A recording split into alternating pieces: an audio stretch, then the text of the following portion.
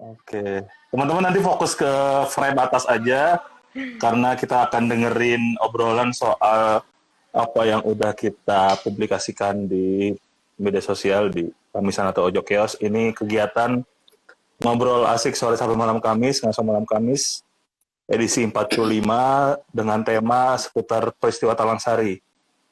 Sebelumnya semoga teman-teman dalam keadaan sehat di situasi pandemi yang angkanya lagi lumayan kritis ini. Gue nemu solusinya ya, supaya nggak ngelihat mata atau muka gue sepenuh-penuhnya Nah, ini. Ada kalender kontras di sini. Sebentar. Nah, sesuai sama akan kita bahas kali ini masuk bulan Februari, tepat tanggal 7, yakni berapa hari yang lalu, berarti sekitar 3 hari yang lalu, tepatnya di hari Minggu, itu terjadi peringatan 32 tahun peristiwa Talang Sari, satu pelanggaran HAM berat yang terjadi di Dusun Talang Sari di Lampung Timur, dan nanti kita akan bahas lebih lanjut soal bagaimana peristiwa dan sebagainya dan konteks hari ini, karena beberapa hal masih sangat relevan. Ini beberapa pertanyaan bertanya, udah ada sesi tanya jawab aja, kenapa Kamisan live-nya hari ya. Kamis. Iya, nama acaranya Ngaso Malam Kamis, ngobrol asik sore sampai malam Kamis, jadi kita pakai malam Kamisnya, jadi Rabu malam. Begitu, ini udah sesi ke-45 kali, dan ya teman-teman mungkin baru pertama atau jarang-jarang ngikutin, tapi ya ini salah satu kegiatan yang akhirnya dikembangkan oleh teman-teman aksi Kamisan selain aksi di hari Kamisnya, walaupun sebenarnya pandemi kita beralih juga menjadi Kamisan online. Tapi sebelumnya ada beberapa hal dulu yang mau kita sampaikan. Pertama, ada kabar duka. Jadi kalau tadi saya terlihat berasa guru dan sebagainya, itu baru balik dari rumah duka salah satu keluarga korban pelanggaran HAM berat, yakni tragedi Semanggi 1, Ibu Sumartini, ibu dari Sigit. Sigit Prasetyo, mahasiswa Universitas Yai, yang menjadi korban dari tragedi Semanggi 1, 13 November 2008, baru meninggal dunia tadi siang. Mohon doanya juga bagi almarhumah dan bagi keluarga yang tinggalkan. Oke, nanti kita juga bisa bahas gimana kegigihan Ibu Martini dan juga Pak Asih tentunya untuk memperjuangkan keadilan bagi almarhum Sigit dan pelanggaran HAM berat lainnya. Oke, Yas. Oh ya, di frame atas udah ada teman ngobrol kita di Ngaso Malam Kamis edisi ini, yakni Adelita Kasih, staf divisi hukum dari Komisi untuk Orang Hilang dan Korban Tindak Kekerasan atau Kontras. Biasa disapa dengan Ayas Ya, gitu ya. betul. Halo. Oke, apa kabar Yas? Baik, Punjal. Oke, semoga kita semua bisa terhindar dari virus COVID ataupun kemalangan-kemalangan hidup lainnya. Oke, stay safe, stay sane, dan sebagainya. Oke, Yas, jadi teman-teman, konteksnya kita kali ini akan ngomongin peristiwa Talang Sari. Peristiwa Talang Sari itu erat kaitannya sama upaya negara untuk menseragamkan ya kehidupan lah ya. Waktu itu atas nama Pancasila, walaupun nggak tahu Pancasila yang mana, Pancasila yang seperti apa yang mau diterapkan, karena Pancasila sering jadi dalih atau jadi tameng di balik motif-motif sebenarnya gitu, pembangunan, korupsi, dan lain-lain di era Orde Baru. Termasuk dalam melancarkan berbagai pelanggaran HAM berat. Seperti di peristiwa Talang Sari itu Ya. sendiri, 7 Februari 89, tragedi Tanjung Priok, tahun 84, yang nuansanya merupakan perlawanan negara terhadap satu bentuk inisiatif lain berbasis ideologis agama, yakni Islam gitu. Uh, kita mulai dari mana ya, Yas? Nah, ini kan juga fenomena yang kental sebenarnya sama kondisi hari ini ya. Kalau teman-teman pasti ngelihat fenomena-fenomena yang ramai, mungkin sejak 2017 menguat ya. 2015, 16, 17 menguat konteks pilkada DKI dengan Gubernur Basuki Cahayapurnama di Jakarta, konteks FPI dan lain-lain, yang akhirnya berujung ke berbagai kebijakan-kebijakan dan sebagainya. Mungkin pertama-tama ya, langkah-langkah yang akhirnya ditempuh oleh negara itu kan akhirnya bisa kita bilang sebagai tindakan yang membatasi dan cenderung di luar hukum. Wah, Iya. kata para netizen, kalender bisa Iya, ngomong makanya nih. balikin aja Wah, kameranya ya. kali. Nggak tahu kenapa nih settingan kameranya Nggak, kayaknya harus dibenerin nggak dulu. apa-apa Bang Jal. Oke, fokus ke obrolan aja ya teman-teman juga. Nih sambil lihat aja deh tanggal-tanggal. Hari Jumat tanggal merah by the way. Selamat juga memperingati Hari Raya Imlek bagi teman-teman yang merayakan. Kita semua merayakan karena pastinya libur. Ya, Oke. Yas, gimana tuh Yas? Peristiwa Talang Sari, peristiwa Tanjung Priok. Bahkan kalau kita tarik ya banyak banget sih momen sejarah. Kayak misalkan peristiwa penumpasan DITI, terus peristiwa penumpasan ya kalau bahasa negara G30 SPKI dan sebagainya gitu-gitu yang nyebut atau berlandaskan ideologi gitu yang dimiliki oleh sekumpulan warga. Dalam perspektif hukum dan HAM, sebenarnya apakah kita bisa benarkan atau yang mana sih negara yang bisa dikategorikan sebagai tindakan yang benar dan tindakan yang keliru gitu dalam rangka ya mengatasi fenomena-fenomena itu yang mungkin bagi negara itu sebagai masalah. ya. Apakah punya ideologi lain itu masalah sebenarnya ya dalam kehidupan kita gitu? Oke, oke Bang Jal. Halo teman-teman semua, selamat malam. Eh, Terima kasih atas waktunya yang sudah disediakan. Bang Jal kayaknya lebih enak kamera depan aja deh. Sumpah, ya gue Ya, fokus banget di muka nggak, dia nggak sepenuh-penuhnya ya. apa-apa. Mata aja. Atau apa? Ya. Oh, Eh, nggak ada serius, ini aja dia, sumpah. Katanya orang-orang malah fokus ke situ ya dah. Oke. Mm. Eh, Oke, lanjut aja, Yes. Oke. Gimana tuh, Yes? Salah gak sih kalau kita berideologi selain Pancasila dan yang mengganggu apa gitu dari situasi kondisi itu? Ya, Gitu? kalau misalnya pertanyaannya salah atau benar kita berideologi selain Pancasila atau apapun yang dikonsepkan oleh negara, sebenarnya nggak bisa dikatakan salah juga. Karena kan ideologi soal pemikiran gitu. Kita nggak bisa membatasi pemikiran seorang atau apa yang menjadi keyakinan dari suatu kelompok misalnya. Nah, kalau terkait pembahasan apa sih yang benar misalnya dalam menghadapi orang-orang yang berideologi lain dengan apa yang dikonsepkan oleh negara, itu karena kita dasarnya negara hukum ya, jadi kita harus ya berdasarkan dengan hukum, berdasarkan ketentuan hukum dan mengutamakan hak asasi manusia. Nah, kalau kita menilik peristiwa Talang Sari, peristiwa Tanjung Priok, itu kita bisa lihat bahwasanya ketika penerapan asas tunggal Pancasila itu dan orang-orang yang merasa oh kita tidak bisa hanya ada keyakinan bahwa tidak bisa hanya menekankan pada Pancasila sebagai satu-satunya asas, tapi kita harus menyeimbangkan dengan apa yang diyakini oleh satu kelompok tertentu. Nah, di situ kan akhirnya terjadi pengkritisan terhadap kebijakan mengenai asas tunggal Pancasila itu. Tapi yang terjadi adalah negara tidak menerima kritik tersebut, tidak menerima tuntutan tersebut yang merasa hal tersebut adalah ancaman bagi keberlangsungan negara gitu. Padahal kan itu tidak bisa dibuktikan secara sepihak bahwasanya dia akan mengancam keberlangsungan negara. Nah, akhirnya yang terjadi di Tanjung Priok dan Talang Sari, proses penyerangan dan segala kejahatan yang tidak berdasarkan hukum, yang hanya dibatas oleh asumsi atau ya yang tidak dibuktikan sesungguhnya. Nah, itu yang akhirnya menjadi masalah. Menjadi kenapa? Ya, ini karena kalau dikonteksin lagi sebenarnya kalau tadi keterangan dari lo ya nggak ada yang salah kalau atas pemikiran ya. Setiap orang bebas punya pikiran apa aja gitu.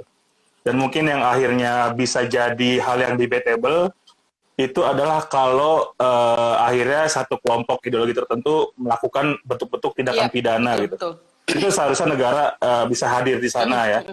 Yang itu yang terjadi di konteks peristiwa Talang Sari. Kalau versi negara, sehari sebelum kejadian, kelompok Warsidi itu melakukan pembunuhan terhadap pimpinan militer di Lampung sana, di Wai Jepara itu. Ya, itu satu tindakan pidana dan harusnya seperti apa sih negara menindaklanjuti peristiwa itu gitu? Apakah dengan menyerang dan sebagainya itu bisa dimarakan atau seperti apa gitu? Ya, itulah ya seharusnya ketika udah terjadi atau dinarasikan bahwasanya ya ada pembunuhan sebelumnya oleh kelompok yang diserang itu, seharusnya sebagai aparat penegak hukum, karena kita negara hukum, kita harus menerapkan hukum itu. Dan kita harus menempuh mekanisme-mekanisme yang akhirnya membuktikan bahwa benar peristiwa tindak pidana itu terjadi. Jadi tidak bisa langsung turun, diperintahkan untuk turun ngabisin satu wilayah atau satu kelompok gitu, yang padahal mungkin pelakunya hanya satu kalaupun emang benar itu terjadi peristiwa pembunuhan itu. Tapi kan yang terjadi adalah penyerangan itu mengenai orang-orang yang tidak bersalah, bahkan anak-anak, perempuan yang secara membabi buta diserang gitu. Nah, ada mekanisme-mekanisme yang harus ditempuh sebagai negara hukum. Misalnya kalau di Indonesia kita mempunyai KUHAP yang udah mengatur mengenai hal itu. Harus dilihat dulu adanya penyelidikan, benar nggak terjadi tindak pidana, dan kalau benar bagaimana tindak lanjutnya, dan siapa yang akan menjadi tersangka baru akan menempuh penyidikan, penuntutan, dan lain-lain gitu. Nah, itu yang harus dibuktikan terlebih dahulu. Makanya akhirnya penanganan yang salah terhadap kelompok yang kritis atau yang bahkan memang benar salah menurut mereka itu yang tidaklah tepat dalam prinsip negara hukum maupun hak asasi manusia gitu.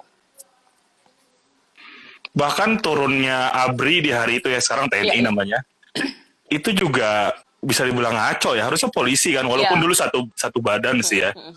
Kepolisian dan berbagai angkatan senjata lain waktu itu satu tubuh di ABRI.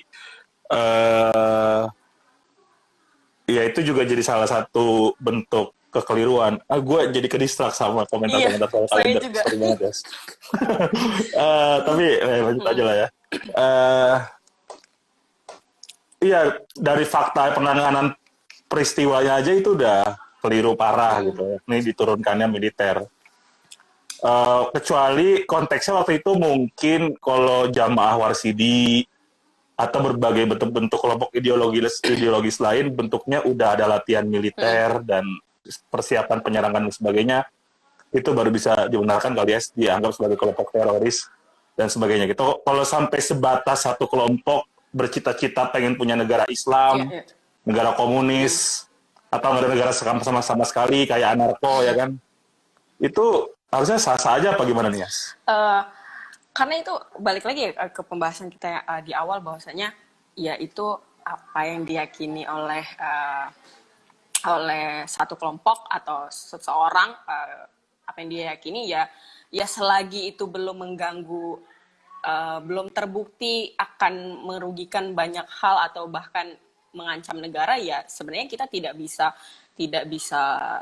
mengatakan sesuatu itu salah gitu, karena ya balik lagi kita negara hukum, kita harus dibuktikan dulu secara di proses peradilan bahwasanya benar nggak tindakan tersebut salah sebenarnya. Tapi masa kita hanya mikir aja salah, itu kan sebenarnya udah melanggar kebebasan kita untuk berpikir, berekspresi. Tuhan ngasih kita otak, pikiran dan sebagainya, kalau dipakai untuk mikir dianggap salah, itu kan. Iya, betul. Negara udah kelewatan lah ya. Gitu. Terus lagi soal definisi salah dan benar juga, ya mungkin kalau secara positivisme atau legalistiknya, aturannya yang juga dibuat sama orang-orang Orde Baru itu sendiri mungkin menyalahi ya. Tapi kalau pakai prinsip-prinsip negara hukum dan hak asasi manusia, banyak hal yang cenderung keliru ya, Yas. Betul. Itu poin yang kita dapat dari obrolan pertama, bahwa jadi teman-teman kalau yang masih menganut atau mau mengamalkan ideologi tertentu, silahkan sebenarnya ya, walaupun ya Pancasila paling keren lah ya kan. Karena mengadopsi berbagai ideologi lain dalam satu paket gitu di 5 silanya. Jadi ya udah Pancasila aja lah teman-teman. Katanya kan kalau saya Pancasila, saya NKRI katanya. Kalau kampanyenya negara. Informasinya menurut laporan Komnas HAM, korbannya itu banyak banget ya. 130 orang tewas, ada puluhan orang mengalami penyiksaan, penangkapan sewenang-wenang, di dalam sel juga disiksa dan lain-lain. Rumah-rumahnya juga dibakar, diusir secara paksa. gitu-gitu ya. Apalagi ya fakta-fakta menarik soal peristiwa Talang Sari yang lo ketahui dan bisa di-share sama teman-teman nih. Yang paling menarik sebenarnya ya, kalau gue karena gue tertarik sekali dengan isu perempuan dan anak khususnya. Nah, itu akhirnya gue melihat gimana sangat bengis sekali perbuatan yang pada saat itu, rumah yang ditinggali oleh perempuan, anak-anak atau bahkan bayi perempuan yang sedang mengandung dibakar seperti itu. Nah, itu yang sangat menurut ya di luar di luar batas di luar batas sebagai manusia gitu. Itu nggak bisa dikatakan dia berlaku sebagai manusia gitu. Itu yang menurut gue sangat menyayat hati ya, membaca membaca mengenai hal tersebut. Dan sebenarnya kalau kita bicara soal Talang Sari ataupun Tanjung Priok ya Bang, kita lihat dia nggak hanya di peristiwanya doang loh akhirnya terjadi uh, hal-hal yang hal-hal yang merugikan masyarakat itu. Tapi setelah pasca peristiwa itu terjadi juga ternyata korban-korban, keluarga korban masih mendapatkan stigma ataupun diskriminasi terkait pemenuhan infrastruktur ataupun pembangunan di wilayah tersebut.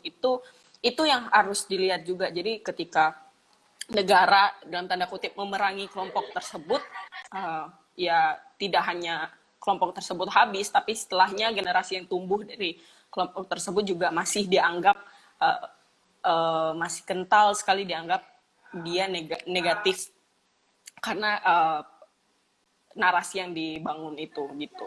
Dan itu yang akhirnya kalau kita bicara tadi yang nggak hanya di dua peristiwa ini, balik lagi seperti PKI waktu itu juga stigmanya masih kental sekali sampai sekarang gitu. Iya, stigma masih dialami oleh anak dan cucu Ya. korban sampai hari ini. Diskriminasi itu juga masih gue sering dapat juga sih kabar kesaksian atau testimoni dari para penyintas di Talang Sari ya, bahwa ya bahkan juga pengalaman teman-teman yang ke sana ke dusun Talang Sari di Lampung Timur tuh jalanan, Iya, iya betul. bahkan kayak listrik baru ada beberapa tahun terakhir karena Pemda setempat mengalami semacam Iya, ketakutan iya. gitu untuk era bisa ada intervensi pemenuhan HAM di sana, dianggap sebagai perilaku yang menyimpang oleh pemerintah pusat dan lain sebagainya gitu-gitu ya. Betul, betul. Sip ya. Ini juga ada temuan menarik sebenarnya, ada ya kalau dibanding pelanggaran-pelanggaran HAM berat lainnya, ya selain tragedi Semanggi 1 dan Semanggi 2 yang gugatan tunai lagi berjalan terhadap Jaksa Agung, ini peristiwa Talang Sari juga dapat update yang lumayan banyak ya sebenarnya dalam 2 tahun terakhir, yakni adanya pertama tahun 2019 itu ada deklarasi damai dari tim terpadu Kemenko Polhukam. Jadi negara nih sebenarnya udah ada jalan yang benar lewat Undang-Undang 26 2000 ya kan, bikin penyidikan, bikin pengadilan, tapi malah bikin tim lagi, bikin anggaran lagi dan berbagai inisiatif. Itu deklarasi damai 2019 dan 2020 kemarin ya bikin juga semacam dialog dan kesepakatan gitu-gitulah sama beberapa perwakilan korban. Apa tuh ya hal-hal yang perlu disoroti karena menurut lo tuh keliru dan seharusnya negara nggak ngelakuin itu gitu. Dan harusnya negara ngelakuin apa sih?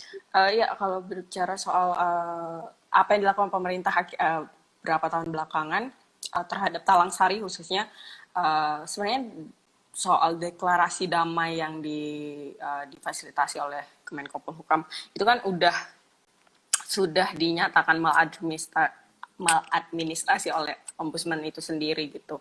Terus kemarin tahun 2020 kalau teman-teman ikut updateannya Kontras, kita update soal tim dari Kemenko Polhukam juga datang ke Talang Sari membuat beberapa kesepakatan. Di situ ada poin-poin yang intinya kalau saya tidak salah ingat yang bilang kalau ya negara bilang kalau ya ini menjadi luka sejarah, luka untuk negara seperti itu peristiwa Talang Sari tersebut. Intinya ya semacam pernyataan untuk berdamai antara korban dan negara gitu. Tapi sempat waktu itu dari pihak Talang Sari juga mengusulkan satu poin untuk tetap dimasukkan adalah mengenai Walaupun pernyataan ini dibuat, tapi tidak menihilkan proses pengadilan yang seharusnya tetap berjalan gitu. Tapi ditolak oleh Kemenko Polhukam. Nah, kalau berbicara apa yang ideal dalam penyelesaian kasus ini, ya seperti yang udah Bang Jali bilang tadi, bahwasanya harus walaupun misalnya dari Talang Sari diberikan kompensasi atau bantuan kayak gitu. Nah, itu tidak bisa menihilkan proses pengadilan yang seharusnya tetap ditempuh. Proses peradilan, terus hak atas kebenaran bagi para korban. Korban tetap harus diberikan hal itu semua karena ya itu sudah dimandatkan juga sebenarnya bahwasanya itu bentuk dari pemulihan korban. Jadi kadang orang-orang sering sekali kayak gini ya, ketika udah dibilang, oh udah dapat kompensasi, udah selesai kasusnya. Padahal nggak bisa kayak gitu. Korban tetap harus, itu hanya satu bagian yang harus dipenuhi oleh negara kepada korban gitu. Jadi banyak sekali. Yang paling penting adalah hak atas kebenaran dan proses peradilan itu yang harus tercipta. Karena ya korban bertahun-tahun hidupnya berubah dengan segala situasi yang sampai sekarang bahkan masih terstigma, terdiskriminasi dan lain-lain. Itu yang harus tetap dipenuhi oleh negara gitu. Ya, bahkan masih banyak juga korban yang belum mendapatkan akses dari Komnas HAM soal surat keterangan korban pelanggaran HAM yang mana itu dalam rangka pemenuhan hak apa psikososial, medis dan sebagainya dari lembaga apa LPSK singkatannya lembaga perlindungan saksi dan korban. Oh ya. Iya, itu belum juga dipenuhi ya kalau berdasarkan pengakuan dari para korban. Iya, betul. Oke, iya itu teman-teman. Jadi kabar terupdate dari penuntasan pelanggaran di peristiwa Talang Sari. Nah, ada juga kan satu manuver yang baru ya yakni tim Sus HAM berat. Ciptaannya Kejaksaan Agung yang diinisiasi setelah raker sama Presiden di akhir Desember 2020. Gimana lu melihat satu langkah lagi dari Jaksa Agung gitu untuk ya bilangnya sih mau menuntaskan, dia bahkan nyebutnya bukan pelanggaran HAM berat tapi menuntaskan dugaan pelanggaran HAM berat. Jadi meragukan hasil temuan Komnas HAM gitu. Ya berkaca dari tim-tim sebenarnya ini kalau di tracking banyak sekali pemerintahan tuh udah bikin tim-tim dengan nama bermacam-macam dan kekhususan penanganan kasus apa aja gitu. Nah, jadi tim-tim itu sebenarnya emang udah ada dan kalau sekarang dibikin lagi sebenarnya ya kembali mungkin kalau masalah anggaran akhirnya mungkin akan terbuang banyak dan kita tidak tahu secara jelas tupoksinya seperti apa. Bahkan realisasinya nanti seperti apa karena dari tim-tim yang udah kita mencoba tracking apa sih realisasi dari pembentukan tim ini. Nah itu kita nihil, kita nggak menemukan apa realisasinya gitu. Ya padahal tetap digaji ya orang-orangnya ya. Tapi hasil kerjanya nggak ada ya. Iya akhirnya menjadi sia-sia sebenarnya pembentukan banyak tim tapi yang nggak menghasilkan apa-apa, nggak ada temuan baru juga, nggak ada perkembangan apapun gitu. Kalaupun akhirnya mereka bekerja, karena kita belum tahu apa kinerja dari tim yang sekarang dibikin. Nah, itu juga balik lagi kita nggak bisa menihilkan proses-proses yang seharusnya dilakukan oleh negara ataupun Kejaksaan Agung sebagai penyidik. Jadi dia tetap harus tetap melakukan itu walaupun misalnya tim yang dibentuk ini akhirnya dibuat untuk mencari fakta lain dari hasil penyelidikan Komnas HAM kayak gitu. Itu sih. Iya, jadi sebenarnya ya mereka negara udah tahu sih jawabannya satu ya. Yang ini bukan sekedar kampanye tapi kemauan politik ya. Betul, itu yang paling urgent ya. Gitu. Jadi emang harus nunggu Ayas jadi presiden. Enggak mencari lah. Nah, ini ada pertanyaan nih ya soal tadi ngomongin inisiasi deklarasi damai ataupun apa namanya forum dialog dan sebagainya, perjanjian-perjanjian dengan korban. Katanya jadi negara minta damai tapi dengan syarat dan ketentuan dari negara juga ya. Kira-kira seperti itu ya? Iya betul. Jadi semacam damai yang dipaksakan kayak misalnya kalau kalau apa ya, manipulatif juga sepertinya. Jadi diiming-imingi kayak ayo kita damai nanti. Jadi nggak dalam hubungan percintaan aja, tapi manipulatif juga sangat sering terjadi dalam konteks negara sama Iya warganya. iya betul. Toxic juga akhirnya. Jadi diiming-imingi untuk Hmm. ya udah tanda tangan aja dulu, nanti kita ini nanti kita itu. Padahal kan misalnya kalau di Talang Sari kalau nggak salah ya Bang Jal, jadi pernah ada nggak sih yang seingat gue dibangunkan jalan asal apa gitu, ya nggak sih? Gue agak lupa. Nah, Ya, kayak gitu. Itu bahkan yang hasil kesepakatan 2019 pun itu banyak yang belum iya tertunaikan iya sih. itu belum tertunai. Ya, Eh, tapi tiba-tiba bikin lagi 2020. padahal itu harusnya pembangunan jalan ya emang harus dibangun aja gitu. Nggak bisa iming-imingi berkaitan dengan kasus gitu. Oke, sip. Semoga udah terjawab tadi yang nanya social distancing ya. Oke. eh kita beranjak ke ya konteks hari ini ya.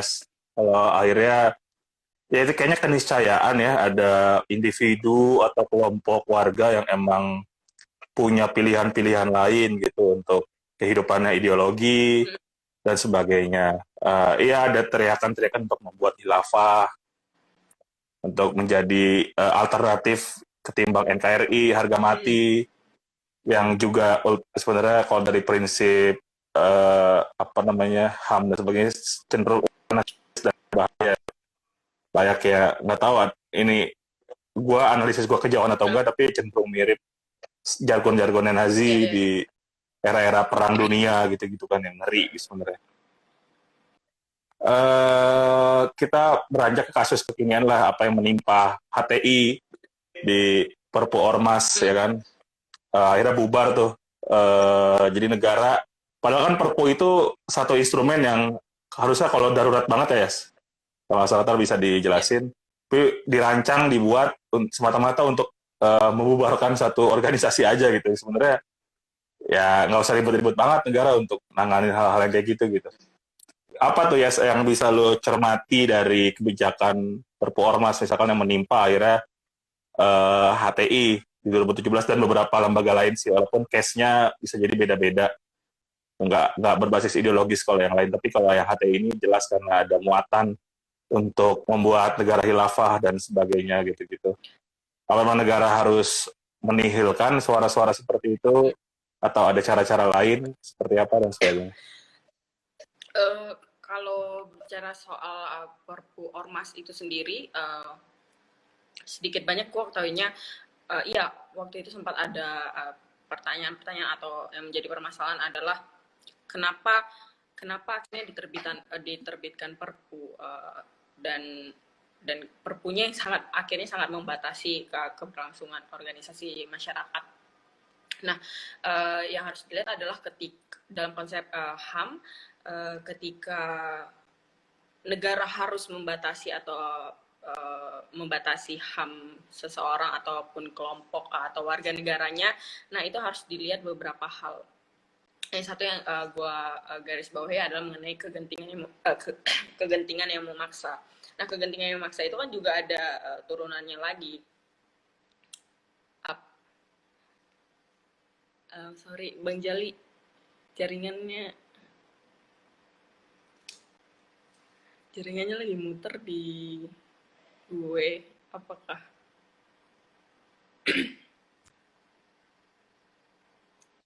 Ya, halo Bang Jali. Ya. Sorry tadi muter-muter Iya, lo nya. betul. Kayaknya emang internet kantor harus diganti kabarnya. Coba tolong bilang ke. Iya, oke. Ya, Gimana tuh tadi sampai ke batasan-batasan iya apa tadi aja harus diperhatikan ada oleh batasan. negara tuh. Uh, Terus. gue lupa itu batasan-batasan yang bisa dikatakan kegentingan memaksa itu apa saja, banyak sekali turunannya. Tapi dalam penerbitan Perpu Ormas itu terdapat semacam salah tafsir kegentingan memaksa itu ya, seperti yang lo bilang tadi, apakah hanya karena satu ormas itu terus tiba-tiba terbitin perpu yang akhirnya berlaku untuk semua ormas yang akhirnya secara subjektif dianggap meresahkan atau dianggap bertentangan dengan keberlangsungan negara seperti itu. Nah, Perpu ormas sendiri yang menjadi permasalahan adalah selain dari proses pembuatannya, dia juga dalam substansinya. Oh ya teman-teman, Perpu Ormas ini sekarang udah disahkan jadi UU Ormas yang baru, perubahan dari UU Ormas sebelumnya. Nah, yang perlu dilihat adalah bahwa pengaturan mengenai pembubaran suatu organisasi masyarakat itu menjadi sangat subjektif oleh pemerintah. Jadi ketika ormas itu dianggap meresahkan atau melanggar ketertiban umum, ya pemerintah bisa semaunya, bisa bilang oke, lo bubar gitu. Sederhananya seperti itu, lo bubar tanpa dia harus diproses terlebih dahulu. Balik lagi seperti kejadian di Talang Sari, ya ketika dia dianggap meresahkan, ya dia harus lebih dulu diselidiki apakah memang benar dia meresahkan, tindakan pidana apa yang sudah dilakukan kayak gitu. Nah, itu fungsinya aparat penegak hukum untuk mengusut hal-hal tersebut. Tapi yang sekarang kita lihat adalah ketika suatu organisasi dianggap meresahkan, ya aparat penegak hukum tidak menindaklanjuti hal tersebut, tapi cenderung terjadinya pembiaran yang akhirnya berujung dengan menunggu pemerintah untuk membubarkan organisasi yang dianggap meresahkan itu. Gitu. Ya, kalaupun emang ada penyebaran atau seruan-seruan hal-hal yang menurut negara itu keliru atau salah, ya negara kan bisa melakukan hal lain, misal ya sosialisasi dan sebagainya gitu, atau ya ngajak diskusi bareng pihak-pihak terkait ya. Betul. Berkira ya menjelaskan, atau ya dengan jadi negara yang baik dan benar gitu, performanya oke, nggak korupsi, nggak bikin pelanggaran HAM, polisinya sopan-sopan gitu. Kalau nanganin aksi dan sebagainya, ya kita semua akan percaya kalau Pancasila dan Undang-Undang Dasar 45 dan sebagainya itu, NKRI adalah satu konsep yang indah dan perlu kita yakini dan jaga kelanggengannya gitu. Betul. Tapi kan sialnya berbagai contoh, ya ada belasan pelanggaran HAM berat, udah kejadian terus nggak dituntaskan lagi, sehingga berpotensi kejadian yang baru gitu. Misal Paniai di 2014, gimana aksi di 2019, di 2020 Omnibus Law dan sebagainya gitu-gitu kan, itu jadi bukti kalau negara nggak pernah sama sekali belajar dan akhirnya sangat mengerikan gitu konteksnya buat kita. Dan ada satu ketentuan yang paling penting di perubahan itu ya, di Perpu Ormas yang mengubah Undang-Undang Ormas yang lama menjadi Undang-Undang Ormas yang baru, adalah soal tahapan-tahapan proses pembubaran organisasi atau komunitas atau dan sebagainya, ormas gitu. Yakni tanpa adanya mekanisme pengadilan tuh, yes. Betul. Seberapa besar dampaknya penghilangan proses hukum lewat pengadilan, ketetapan pembubaran suatu ormas terhadap kebebasan untuk berserikat?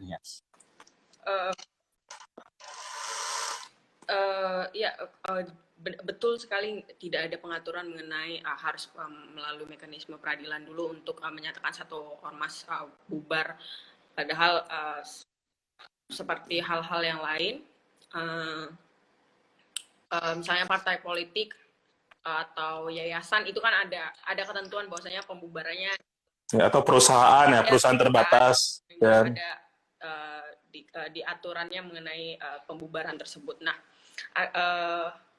apa dampak terhadap hak kebebasan untuk berkumpul atau berserikat, ya akhirnya bisa dilihat karena ini secara sepihak, ketika dianggap meresahkan dia bisa bubar, ya kita semua akhirnya bisa kena dampaknya. Mungkin komunitas sepeda akhirnya bikin satu komunitas, terus tiba-tiba yang nggak tahu kenapa mereka dibubarin aja karena dianggap mereka meresahkan nih, ada pikiran mereka yang seperti ini.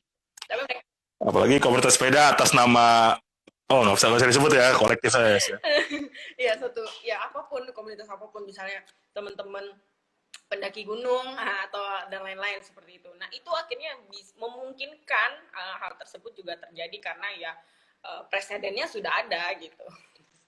Gitu sih. Jadi intinya semua orang bisa kena. Jadi bukan hanya yang sekarang FPI atau HTI sebelumnya kayak gitu, tapi kita semua bisa kena, dan akhirnya mungkin hal ini mengganggu keberlangsungan negara juga karena kita sangat dibatasi untuk melakukan sesuatu. Iya, iya. Karena akhirnya jadi subjektif dasar-dasarnya, bukan lewat mekanisme diskursus yang difasilitasi oleh Ya. pengadilan gitu, ada adu argumen dan sebagainya, pembuktian dan lain-lain yang membuat ya jadi subjektif dan apa relatif Ya. banget, karet banget lah istilahnya Ya. kalau di dunia Betul hukum betul. ya. Jadi Alasannya karet. mengerikan gitu. Ya, ya kita sih ya siap-siap aja jadinya kalau tiba-tiba nanti dibubarkan dengan cukup konferensi pers dong. Iya. Ya kan, kayak kejadian juga di FPI kemarin di Desember 2020. Tapi disclaimer teman-teman, jadi nggak tahu kalau Ayas ya, kalau saya sih akhirnya ngomongin soal konten-konten kekeliruan di UU Ormas dan sebagainya bukan dalam rangka HTI dan FPI, bukan dalam rangka mendukung atau jadi anggota dari dua organisasi itu ataupun ya apapun lah apa ada pilihan-pilihan yang ada, tapi dalam rangka karena kita berdiri untuk value-nya itu ya, yakni si kebebasan berserikat dan lain-lain gitu. Walaupun sah saja kalau teman-teman juga merasa senilai sejalan sama apa yang ditulis dan dijalankan oleh FPI, tapi jangan sampai akhirnya kalau teman-teman akhirnya mengamalkan sampai ke bentuk tindakan dan akhirnya pidana, ya siap-siap aja sama konsekuensi hukumnya gitu ya. Sip.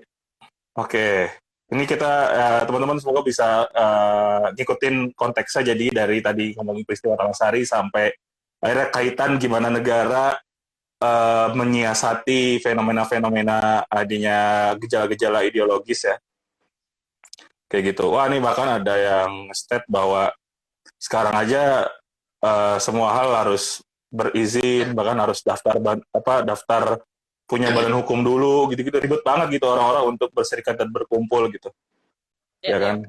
Itu juga satu bagian yang harus dicermati juga dari peraturan-peraturan soal ormas atau soal atau serikat di Indonesia ya. Sip. Kita lihat-lihat dulu deh, ini ada banyak chat-chat dari teman-teman. Iya. Ada yang bilang suka sama antinya Ayas, apalagi nih. Ada yang curhat, kuotanya mau habis, tinggal kuota ruang guru. Ya, semoga subsidi dari Kemendikbud lebih banyak buat teman-teman mahasiswa dan pelajar. Gitu. Apalagi nih yang menarik.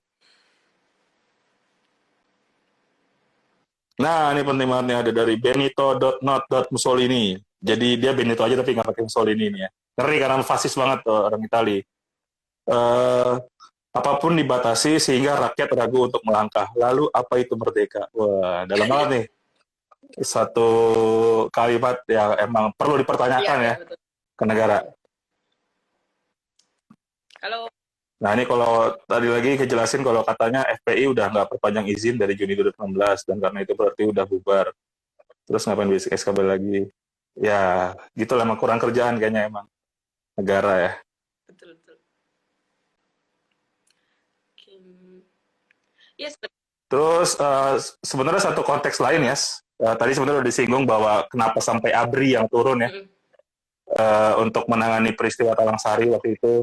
Berani nyebut nggak siapa nama pimpinan militer di Lampung yang waktu itu turun di peristiwa Talang Sari ya? betul. Kalau teman-teman ada yang berani nyebut di kolom komentar, silakan aja disebut. Kita tunggu sampai 10, 10, 9, 8, 7, 6, 5, 4, 3, 2, 1. Tidak ada ternyata. Padahal jargonnya Kamisan adalah jangan diam dan lawan. Harusnya gampang sebut aja, yakni Komjen Hendro Priyono, pimpinan Korem Elang Hitam di Lampung, yang emang akhirnya memimpin apa namanya, invasi dalam tanda kutip ya, itu bisa disebut invasi militer atau ABRI ke Dusun Talangsari di 7 Februari 89. Yang bahkan emang udah ia akui sendiri di wawancaranya bareng jurnalis Amerika yakni Alan Nair, dan siap dibawa ke pengadilan, tapi sialnya nggak kunjung dibawa ke pengadilan karena ya emang ya gimana menjadi tim suksesnya si presiden itu sendiri ya kan. Lu dulu 2014 udah nyoblos belum sih, Yas? Udah apa? 2014 udah boleh nyoblos belum waktu Belum, itu? Belum ya? belum. Oh iya, dulu tuh banyak banget orang yang ketipu kilau-kilau janji-janjinya Presiden Jokowi termasuk gue sih. Oh, Tan- tan- Tanpa meng-cross check lagi sebenarnya line up-nya tim Jokowi itu siapa aja ya, padahal ada Indro Priyono, ada Wiranto gitu-gitu. Terus banyak orang terpercaya dia mau nyelesain pelanggaran HAM itu kan kayak iya, iya. belum belajar silogisme sih gue waktu itu jadi ya bisa sefatal itu. Konteksnya waktu itu akhirnya militer menangani hal-hal yang dianggap negara sebagai radikal, terorisme dan sebagainya. Itu kan juga jadi wacana yang berkembang. Sekarang nih ya lewat ada rencana satu aturan yang dilakukan presiden untuk mengubah penanganan terorisme yang kabarnya akan melibatkan TNI lagi nih. Jadi bukan cuma urusannya polisi atau Densus terorisme 8 ya, tapi akan ada pelibatan TNI. Apa yang bisa dikritisi nih, Yas, dari wacana itu, Yas?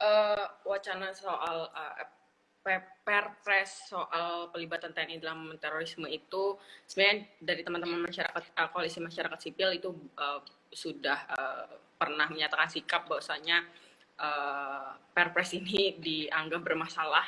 Iya, bermasalah, bukan dianggap bermasalah, karena yang pertama dari segi pembuatan itu tidak transparan, tidak terbuka, sehingga membatasi akses kita untuk berpartisipasi menyatakan. Kayaknya udah hal yang lazim deh, Yas, pembatasan partisipasi dalam pembuatan Ya, peraturan. Dan betul. ya kalau bicara data itu semua nggak bisa dibuktikan di MK kali. Proses formil gitu-gitu bukan dianggap sebagai suatu hal yang urgent oleh MK untuk membatalkan berbagai regulasi ya. Jadi itulah kenyataan mirisnya, jadi percuma. Gitu. Ya, Lanjut, Yas. Apalagi, Yas? selain secara formal juga secara substansi dia bermasalah. Jadi kan kalau teman-teman yang belajar hukum, jadi dalam pembentukan satu aturan itu nggak boleh bertentangan dengan peraturan yang di atasnya. Jadi perpres itu nggak boleh bertentangan dengan undang-undang yang berada di atasnya gitu. Nah, atau yang menjadi konsideran dari pembuatannya. Perpres ini akhirnya ada beberapa hal yang bertentangan dengan undang-undang TNI sendiri, misalnya seperti dalam pelibatan TNI dalam organisasi dalam operasi militer selain perang, itu yang salah satunya adalah terorisme. Nah, itu sebenarnya harus ada keputusan politik terlebih dahulu. Keputusan politik itu apa? Keputusan yang dibuat oleh presiden yang sudah dikonsultasikan dengan DPR terlebih dahulu. Tapi dalam Perpres ini tidak memerhatikan aturan yang sudah disebutkan dalam Undang-Undang TNI tersebut, sehingga akhirnya pelibatan TNI di penanganan terorisme hanya sebatas keputusan presiden saja. Jadi presiden tidak perlu mengkonsultasikan dengan DPR. Kenapa ini jadi masalah? Jadinya nggak ada mekanisme checks and balance antara presiden dan DPR. Jadi bisa secara sepihak, bisa secara subjektif, yang sangat rawan sekali akhirnya memberi celah terjadinya konflik horizontal Atau pelanggaran HAM ya? betul, dan pelanggaran HAM gitu.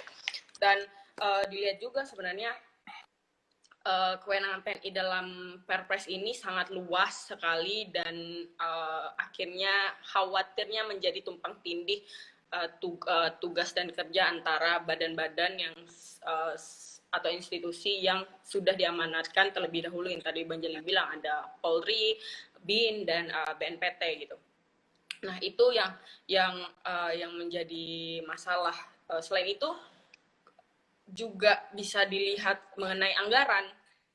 Nah, di Perpres ini mengatur bahwasanya anggaran pelibatan TNI itu bisa dibebankan selain di APBN ke APBD dan atau anggaran lain gitu. Padahal di Undang-Undang TNI mengatur bahwa mengenai pekerjaan TNI atau kegiatan yang dilakukan oleh TNI itu dibebankan atau disentralkan kepada pemerintah pusat, kan akhirnya menjadi pertentangan, dan terlebih dari itu akan membuat beban lagi pada pemerintah daerah untuk mengelola anggaran mengenai hal ini gitu. Itu sih yang menjadi permasalahan di Perpres pelibatan TNI dalam penanganan terorisme. Ya, dan poin penting lainnya sebenarnya dalam penanganan terorisme itu menurut ya pandangan berbagai lembaga juga, ini yang penting ya sebenarnya penguatan si criminal justice system aja Iya, ya. iya betul itu poin yang paling penting benar. Gimana tuh, Yas? Seperti yang Bang Jali bilang ya, jadi harusnya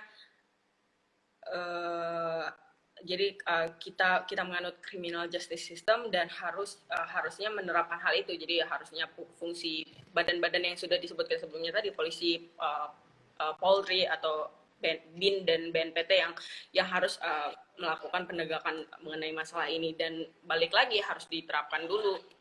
Apakah benar mereka sebagai teroris atau benarkah mereka melakukan tindak kejahatan tersebut. Harus menempuh mekanisme peradilan tersebut yang sudah diatur dengan signifikan di dalam KUHAP sendiri. Harus ada penyelidikan, penuntutan hingga akhirnya dinyatakan bersalah, itu dari putusan pengadilan. Tapi kan ketika TNI dilibatkan, yang dikhawatirkan adalah bukannya penegakan hukum, tapi akan cenderung terjadinya perang dalam penanganan orang-orang yang terduga teroris atau tercampur dalam kelompok tersebut.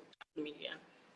Iya, dan pilihan untuk represif, memerangi dan sebagainya itu malah akan khawatir jadi kontraproduktif ya. Iya, iya. Jadi akan berkurang peluang-peluang adanya teroris yang hijrah dalam tanda kutip, menjadi sadar akan perilakunya yang salah, atau hal-hal serupa ya. Bahkan ada, menurut gua ini paham yang banyak berkembang di teman-teman kelompok Islam dan sebagainya, sehingga bentuk-bentuk penindasan atau kekerasan terhadap kelompok Islam itu akan semakin membuat narasi bahwa mereka menjadi korban penindasan, dan ayo semakin menguatkan barisan dan lain-lain, sehingga muncul potensi-potensi adanya tindakan-tindakan justru yang lebih parah ke depannya gitu ya. Ya, betul.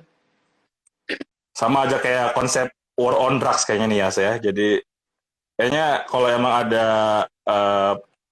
pemakai ya cukup rehabilitasi aja lah ya, nggak usah dipidana sehingga menuhin tuh lapas dan sebagainya gitu-gitu ya. Betul. Atau ya udah bikin legalisasi aja dan diatur distribusinya ya nggak sih. Setuju. Ini kita jadi obrolannya LGN ya. Salam teman dia untuk memperjuangkan isu itu ya, yakin legalisasi sampai lah ya. Oke, sip ya, kita udah hampir di penghujung obrolan sepertinya ya. Jadi bagi teman-teman yang baru gabung, hampir dari jam 7 tadi kita ngomongin soal peristiwa Damansari sebagai salah satu pelanggaran HAM berat menurut Komnas HAM, tentunya dari sekian belas pelanggaran HAM berat, yang di situ ada konteks bahwa ada upaya penetrasi atau kekerasan terhadap kelompok ideologis waktu itu Islam, Jamaah Warsidi, yang usut punya usut. Kalau konteks sejarahnya ini juga merupakan hasil dari sempalannya DITII sebenarnya di zaman tahun 50-an yang juga mengalami represi yang lumayan besar gitu. Ya, sejarah kita mencatat bahwa ada berbagai tokoh penting sejarah ya, seperti Soekarno yang akhirnya kan sebenarnya berteman sama Kartosuwiryo dan Musso dan beberapa teman gengnya lagi, Liko lah bahasa sekarang, atau mentoring gitu-gitu. Dan akhirnya beberapa dia eksekusi sendiri gitu, kayak Kartosuwiryo dihukum mati juga sama dia dan sebagai gitu, sehingga mungkin membawa dendam dan dibawa ke beberapa kelompok-kelompok lain. Akhirnya berkembang menjadi Jamaah Warsidi yang akhirnya memilih. Waktu itu juga ada perdebatan seru sih ya di antara internal mereka, memilih untuk jihad langsung ini lewat serangan atau memilih hijrah, dan hijrah yang mereka pilih ke Lampung, ke Talang Sari gitu, bangun komunitas dan sebagainya. Dan itu juga lagi-lagi disiasati dengan bentuk kekerasan oleh negara.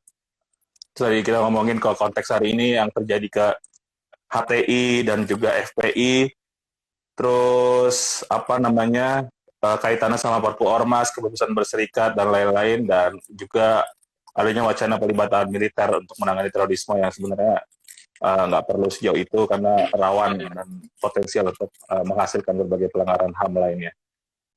Oke, paling kayak semacam closing statement ya, kayak soal apa-apa yang bisa kita petik dari peristiwa Talang Sari dan kaitannya sama kondisi kehidupan kita hari ini nih, Yas. Apa aja sebenarnya yang bisa kita sebagai warga, sebagai kolektif tuh ingat dan harus terus peringatkan terhadap negara gitu untuk akhirnya tidak mengulangi presiden-presiden serupa untuk tidak melakukan keberulangan terhadap bentuk-bentuk pelanggaran HAM yang terjadi di peristiwa-peristiwa itu gitu. Ya, mungkin lebih kepada jadi kadang kalau kita bicarain soal ini, soal performa, soal pembubaran organisasi yang dianggap sudah meresahkan, itu pasti kita dianggap bagian dari mereka atau kita mendukung mereka gitu. Padahal enggak, yang enggak juga gitu. Kalau teman-teman mendukung silakan, tidak menjadi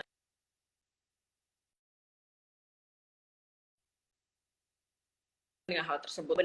Mereka yang melakukan kekerasan atau sebagainya gitu. Garis bawahi adalah kita tidak mendukung hal tersebut, tidak membenarkan. Lihat adalah bagaimana kekerasan itu ditangani oleh negara.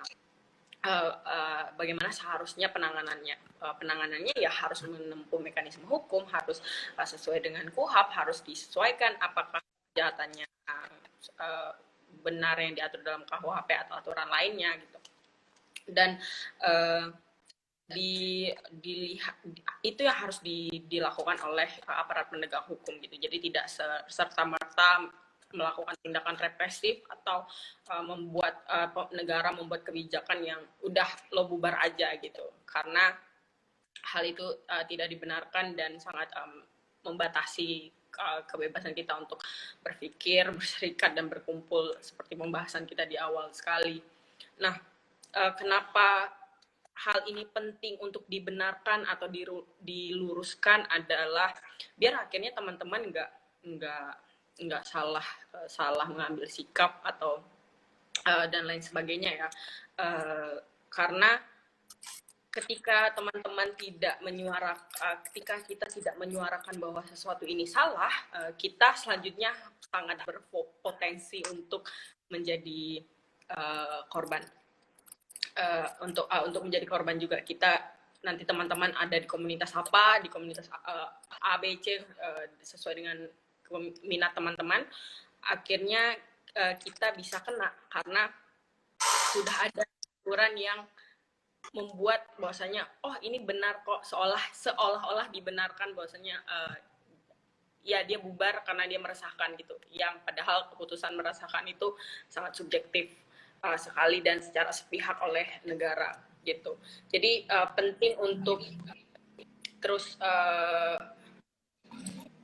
meluruskan yang menjadi pemahaman yang selama ini salah gitu. Karena ya siapapun bisa jadi korban, kita bisa jadi korban selanjutnya atas hal tersebut gitu. Saat kita kritis sedikit sudah dianggap meresahkan, akhirnya karet sekali definisi meresahkan itu gitu. Kita bisa tiba-tiba entah mungkin kita akan kembali ke masa Talang Sari dan Tanjung Priok di Brangus mungkin gitu, atau ya secara halus dikeluarkan kebijakan yang membatasi kita untuk melakukan sesuatu. Gitu paling Bang Jal. Oke, mantap Yas. Terima kasih banyak buat Ayas, buat teman-teman juga yang udah gabung ke Ngaso Malam Kamis edisi 45 bahas soal peristiwa Talang Sari dan relevansinya dengan situasi kondisi hari ini. Terima kasih buat atensinya. Banyak yang nanya soal kalendernya, ini kalender HAM Kontras sebenarnya. Kantornya Ayas. Versi online-nya ada, kalau salah di bit.ly/kalenderham 2021. Tapi coba kalau yang belum follow aja dulu kontras_update. Mungkin nanti ada cara-cara untuk dapetin ini secara langsung bentuk fisiknya. Terima kasih teman-teman. Besok Kamisan masih harus online karena masih pandemi corona pastinya. 10 tahun lagi kabarnya baru selesai, tapi Walaupun udah kangen banget aksi Kamisan sih, gitu-gitu ya. Yang paling penting kangen keadilannya untuk bisa segera tertunaikan bagi para keluarga korban dan sebagainya. Betul. Oke, itu aja. Terima kasih ya sekali lagi. Besok teman-teman juga, oh ya teman-teman bisa juga sign petisi Oh ya, betul. untuk meminta Jaksa Agung mencabut apa namanya si banding terhadap Bu Sumarsi dan Bu Hoki Ngo ya. Gila emang Jaksa Agung harusnya lawan yang tadi kita sebut ya, Pak Hendro Priyono dan kawan-kawan, malah ngelawan Bu Sumarsi dan Bu Hoki Ngo gitu di Pengadilan Tata Usaha Negara. Jadi teman-teman bisa minta lewat tanda tangan petisinya. Info lebih detail bisa lihat di Instagramnya Aksi Kamisan atau beberapa lembaga lain. Oke, terima kasih teman-teman. Terakhir mungkin kita bisa jargon atau nanti jangan lupa ya untuk di-share di IGTV ya. Karena Ayas yang lagi jadi adminnya Aksi Kamisan untuk sesi malam ini. Oke, terakhir kita bisa jargon. Hidup korban. Jangan diam. Oh, kirain Ayas sudah lupa jargonnya kan udah saking nggak aksi ya. Kita ulang. Hidup korban. Jangan diam. Jangan diam. Jangan diam. Lawan. Ya itulah. Oke, terima kasih buat teman-teman. Sampai ketemu di kesempatan berikutnya. Selamat malam. Terima kasih teman-teman.